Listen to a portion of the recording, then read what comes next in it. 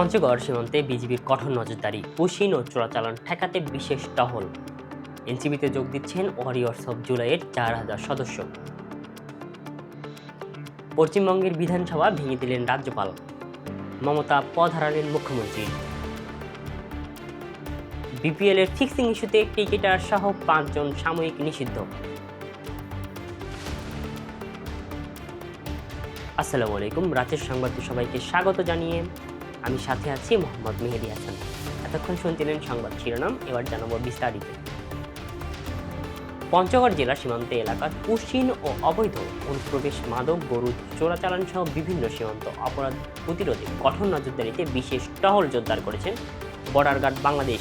বৃহস্পতিবার বিকেলে গণমাধ্যমে পাঠানো প্রেস বিজ্ঞপ্তিতে তথ্য জানান বিজিবির পঞ্চগড় ব্যাটালিয়ন। বিস্তারিত দেখুন মোহাম্মদ আলিফের প্রতিবেদনে। জুলাই গণ অভ্যুত্থানে অংশ নেওয়া যোদ্ধাদের সংগঠন ওয়ারিয়র্স অব জুলাইয়ের প্রায় 4,000 সদস্য জাতীয় নাগরিক পার্টিতে যোগ দিয়েছেন।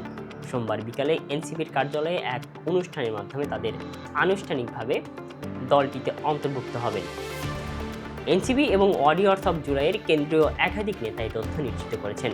বিস্তারিত দেখুন তরিকুলের বিশেষ প্রতিবেদনে। মমতা বন্দ্যোপাধ্যায় পদত্যাগের অস্বীকৃতি জানালেও পশ্চিমবঙ্গের বর্তমান রাজ্য বিধানসভা ভেঙে দিয়েছেন রাজ্যপাল RN রবি। বৃহস্পতিবার এক সরকারি বিজ্ঞপ্তিতে এই সিদ্ধান্ত জানান তিনি।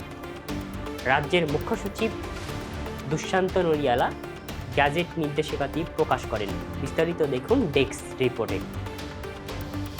বাংলাদেশ ক্রিকেট বোর্ডের বিপিএল এর 12তম টি20 আসরে দুর্নীতি, ব্যাটিং এবং তদন্তে অসহযোগিতায় একজন খেলোয়াড়, কর্মকর্তা এবং ফ্র্যাঞ্চাইজির মালিক সহ 4 জন ও অপরজনের বিরুদ্ধে বেশ কয়েকটি আসরে ফিক্সিং কাণ্ডে জড়িত থাকার অভিযোগে শাস্তিমূলক ব্যবস্থা গ্রহণ করা হয়।